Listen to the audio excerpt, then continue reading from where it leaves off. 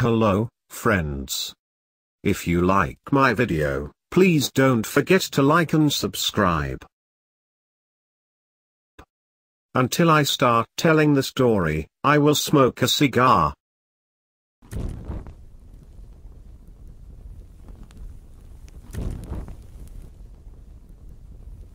Okay, I'll start. So those that know me, and know what I do, call me the cleaner.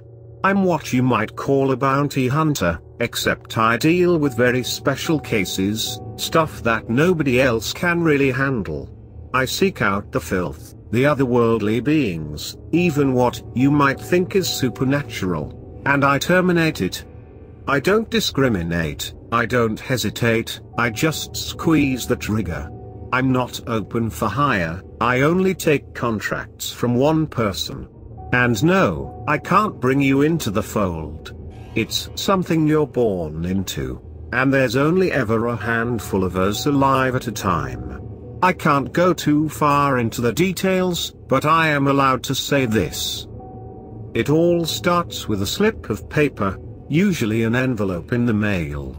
Sometimes though, in very rare cases, I will get a letter in person. I call her Star, she's not allowed to tell me her real name. And Star isn't her code name. Traditionally someone like her would just be called a messenger. Nothing else, that is all they are. I call her Star, though. She has a real bright personality, figured it fit. Now, I'm gonna share a story with you all. Now I'm not really a storyteller, so you'll have to forgive me if the format is weird. But I'll let you in on my life, peel back the curtain just a little. I had a case a few years back. Started, like I said, with a knock at the door, which always gets my heart pumping. You see, we cleaners, we don't have friends, and we don't visit each other. So a knock at the door can only mean one thing. Star is the waiting with a special case. I unlocked the deadbolt, grabbed the cold doorknob, and slowly edged the door open. There was Star, as expected, greeting me with the huge smile she always had on. "Morning, Mr. Clean. How is ya doing?"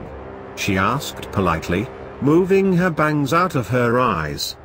I returned the smile and motioned for her to enter. Still alive, so I'm doing better than most of the people I know. We made our way into the kitchen, and I poured her a glass of water, something I always did for a messenger. I'm gonna take a wild guess and assume this isn't a social visit. I handed her the glass of water. "Oh, thank you." She took the glass and sipped on the water before replying. "You know, one of these days I'm just gonna pop by to hang out." It was a nice thought, but I knew it could never happen. It's against the rules, and no one breaks the rules. But you are right, she pulled an envelope from her back pocket. "This one is gonna be a toughie." There were 2 pictures ... Usually, I only got one. She placed them on the table. The photos were of 2 monstrous-looking beasts, hairy and huge. I instantly recognized what they were, and immediately got a pit in my stomach. Star must have noticed because she responded with a reassuring pat on the back. "You can do it." They were lycanthropes, or more commonly known as werewolves. They're about as tough as it gets. Yeah, probably. But 2, really? I shook my head and sighed. Am I to take them on alone? Yuppers. And we both know what that means. She paused to drink more water. They're mating, so we're gonna need you to deal with this as quickly as possible. Can't be giving them a chance to separate and disappear. Lycanthropes are pretty much what they appear to be like in movies. Vicious, strong, fast, practically the perfect killing machine. However, in real life, they don't have any special weakness. They did the same way as everything else. And the best way to do it is blood loss. Explosives work well too, But that can tend to get messy and you might blow yourself up. I prefer to hit and run tactics. That's a problem when there's two though. You have to severely injure both of them before they have the chance to rip you to shreds. It is preferred to take them out before they have the chance to morph. You've got a 50-50 on that though. Normally you won't see two in the same place because they are very territorial. I groaned again. Fuck, alright. I'll do it. Give me 2 weeks tops. If I don't check in, I'm dead. Contact 2.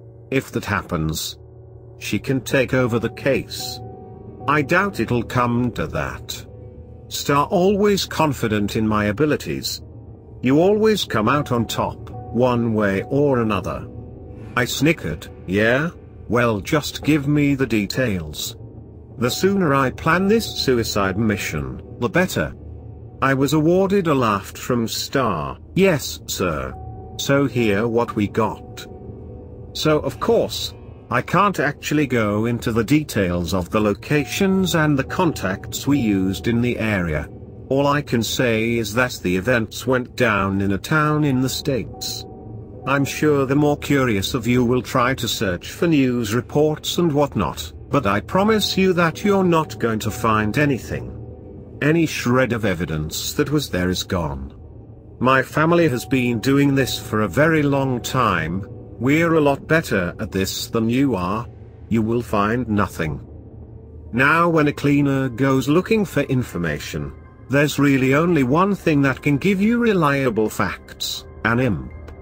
That's what we call them. They don't really have a name in the English language. They're half human, half I guess what you would call a demon. They're about as close to human as monsters can get. I know that may sound scary, but there's a reason we call them imps. They're small, weak, feeble creatures.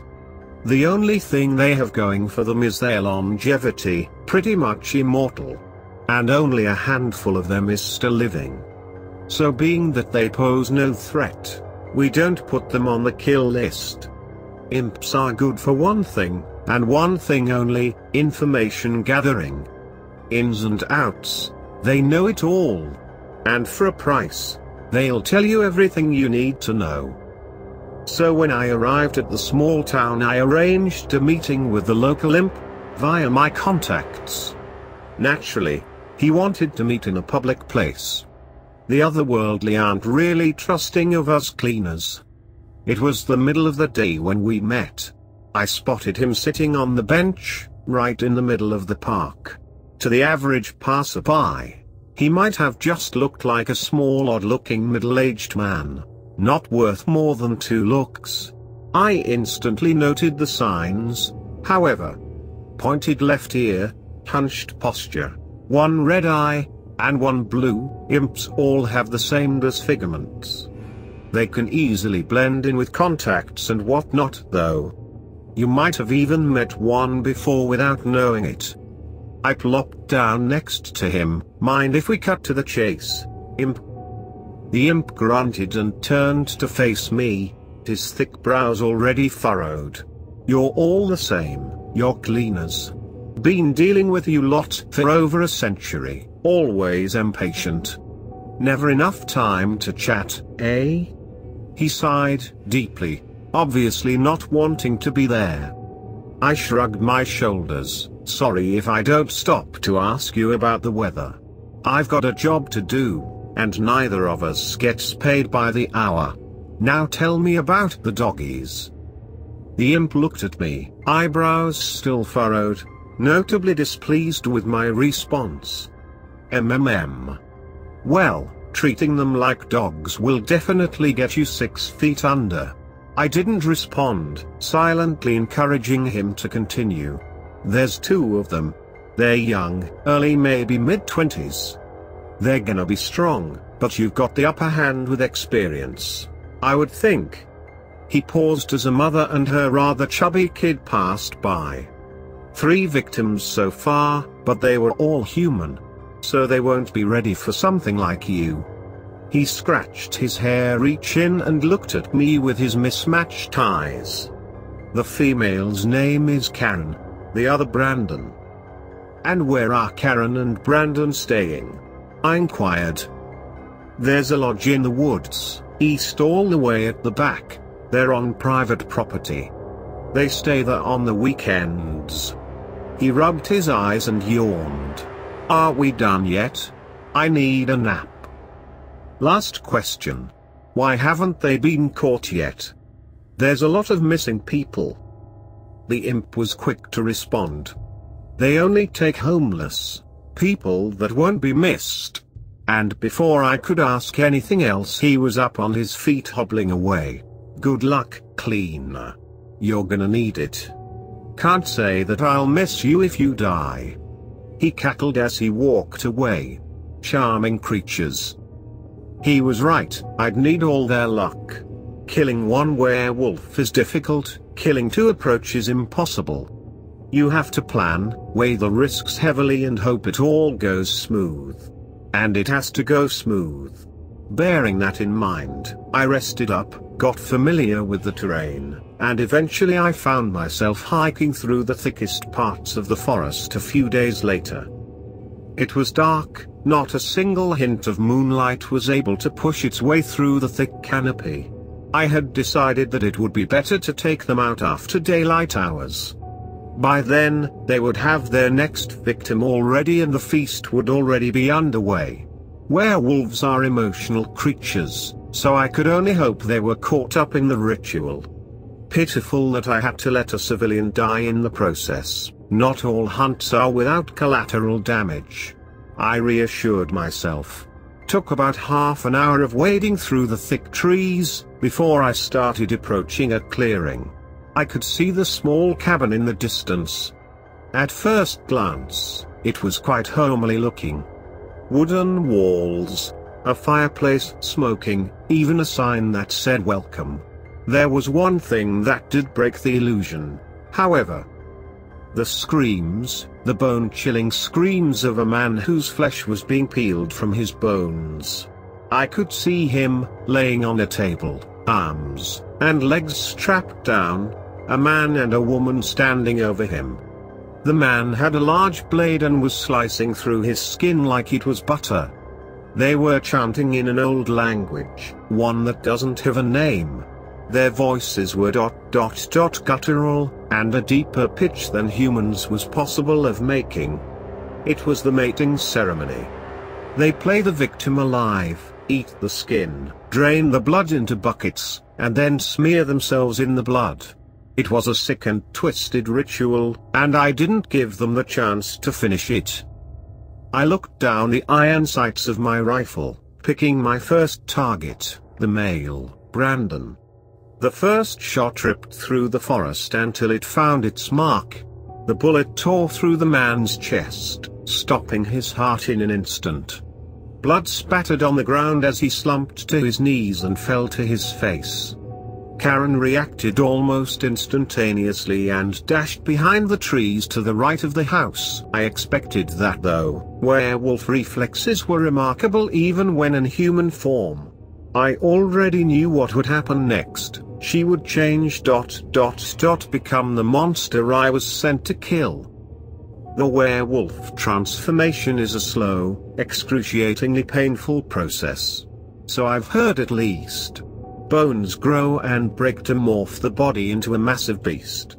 Hair stabs through the skin creating roots where none existed before.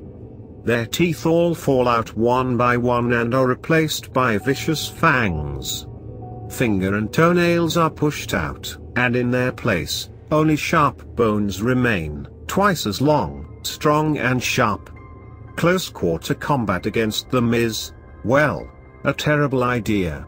Almost always fatal. I sighed and checked my surroundings. There were no signs of Karen. Maybe she. An abrupt inhuman screech tore through the forest. It was distant, but they were known for their ability to cover ground fast. Everything got quiet after that. Fuck. I could feel the tremor in my hand already. Her transformation was complete and I had just killed her lover. Again, they are very emotional creatures. passionate about their very core. I emptied the chamber of my rifle and pushed another round in. It wasn't human anymore. Slowly I started making my towards the lodge, taking care to not make the slightest of sounds. I was inching my way to the ritual table. He helped me. I could hear the man croak out as I neared. "They're going to kill me. Please help me." His voice was getting weaker. I looked over his bloody mess of a body, or, at least, what was left of it. "You need to call an ambulance." His breathing was more labored now, wheezing as his lungs fought for oxygen. I rested my hand on his forehead. "It's gonna be alright. Close your eyes, I'll take it from here." He tried to say something more, but his eyes slowly drifted shut, and his breathing eventually stopped. It was as shit he was to die. I let my eyes trail down to the other dead man. Brandon, the lycanthrope. He was young. Brown hair, blue eyes, and a hole in his chest. On the surface level, you can't even tell that they aren't human. There's no giveaway like there is with the imps. Werewolves are hard to find, unless, of course, they're morphed and hunting you. I nudged him with my boot. No movement. Good, I thought. I stepped over his body and moved towards their cabin. I had to shut myself in. I needed to trap the beast. I opened the door slowly, pushing it with my rifle, making sure to close it behind me. The fireplace was still lit, making the shadows dance on the walls. "Very homely indeed," I said absent-mindedly. And it was.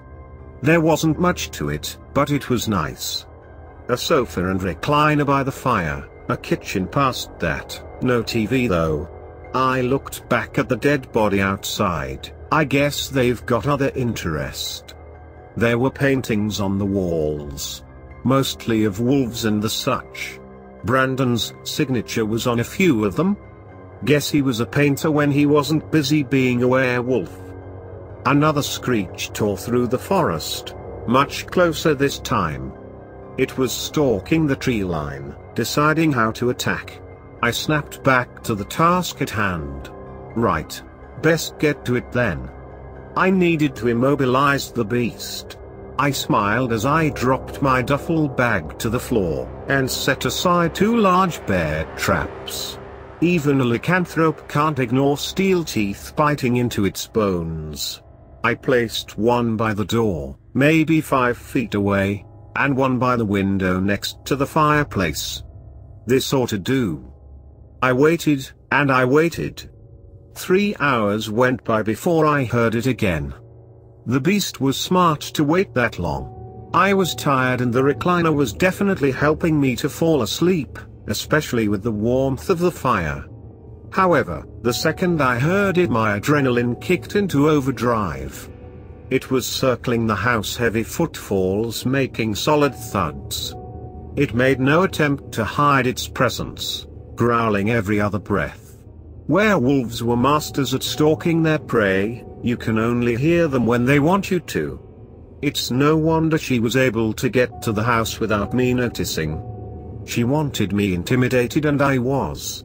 I could hear the slow scraping of her talons as she carved into the house. The low guttural growl as she grew bolder with each step. Boom. The cabin shook violently as something smashed against it. Paintings fell from the walls. My body trembled, and then it got quiet. No more footsteps. No more growling. It was in kill mode. Shit. Every hair on my body was at attention. Goosebumps rose on my arms, and the tremor in my hand returned. All the experience in the world can't save you from the terror of a pissed-off lycanthrope. I took a deep breath and slowly stood from the chair, rifle in hand. I doused the fire and positioned myself in the center of the room. Equal distance to either of the traps. With the fire out, it was dark, and hopefully, it wouldn't see the bear traps. You will die. It was a deep, almost demonic thing to hear a werewolf talk. Before I could react, the beast burst through the front door. I had to duck as the door flew past my head and crashed into the kitchen. There wasn't much light, but I could see enough. Maybe 8 feet tall, black fur, several hundred pounds. It was frightening. Muscles bulging, eyes glaring, fangs bared. It was pissed at me. I couldn't afford to waste a second, though. I raised the rifle and opened fire. Shot after shot, 3 times I fired on the beast. The attack barely fazed it as it only walked closer. The bullets ripped through its body, and blood slowly leaked out, coating the monster in a crimson glow. But it didn't care. They're tough. I just had to buy time, wait for it to step into the trap. That's it, come and get me, I shouted, squeezing the trigger once more. The bullet hit its ear and the beast roared in anger. Just one more step and I had the monster, yeah, that. It stopped right in front of the trap and leaned forward so that its head was in the moonlight. Ears flat against its wolf-like skull, grey eyes staring me down, as it bared its fangs at me. It flung the bear trap aside, causing it to clatter against the wall and snap shut. Die. Now. It roared menacingly, and before I could react it lunged at me, clearing the distance in one leap. It swatted me like a fly and sent me crashing into the fireplace. I hit hard and nearly cracked my skull open. No, the brick. Her sharp claws had sliced through my vest like butter and gashed me open. Everything was blurry and my head felt like it was swimming in circles. I managed to push myself off of the ground. I was greeted with another ear-splitting screech. I felt my eardrums pop as I fell back against the fireplace. Even from across the room, I could feel how hot its breath was and the smell. It reeked of death. However, I couldn't afford to act. I reached for the pistol on my belt and opened fire again. I was dazed, but I got lucky. The bullet hit it in the head. It wasn't enough to kill it, not by a long shot, but it gave me a chance to move. I could see it fall back and break the small dining table it was next to. It was disoriented, and I used that to make my way to the window. I stumbled as I walked, almost falling on the trap that I had set earlier. I lifted the glass pane and threw myself onto the window sill. I let my body slowly slide out the other side. I needed to put distance back between us. Formulate a new plan. Fuck. My ankle erupted in pain. I could hear an audible pop as the werewolf crushed my bone with its grip, while also digging its sharp claws into my skin. It had caught my leg just as I was sliding out. You fucking bitch, I shouted. My entire leg felt as though it was on fire. I was in a bad spot. More or less dangling out of the window. I could see its head sticking halfway out of the window now. I fired multiple rounds into its jaw, not giving it a chance to finish a sentence. The beast jerked its head back, smashing the top of the window as it did. I felt my ankle slip from its grip and my head smash on the ground as I fell onto the grass. I couldn't stand. My vision was fading, and the last thing I could hear was the beast pounding on the walls. I groaned as sat forward. I was alive, but only barely. I was in a puddle of my own blood, and I couldn't use my left leg. Took me nearly 10 minutes to stand up, and another few to hobble over to the cabin window. What was left of it anyway? Karen the werewolf was seemingly dead. I leaned myself against the walls and peered inside.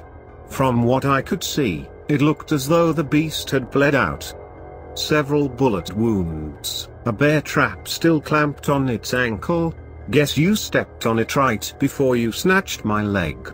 Even large pieces of glass sticking out the back of its head. Looks like you died trying to break the wall down, though. I pulled my burner out of my pocket and dialed my only contact. Mission is a success. Gonna need a cleanup crew and a pickup for myself. Oh, and bring Helga. I'm hurt pretty bad. I let myself slide down against the wall. I drifted off looking at the stars. They looked especially dull that night. Took me a few days to wake up from that. Spent even longer in recovery, which doctors can only get you so far. That's the story for now though. You don't have to believe me, but I assure you, some of the legends of old are true. I might post again. I've got plenty to tell. For now, though, I've got business to attend to.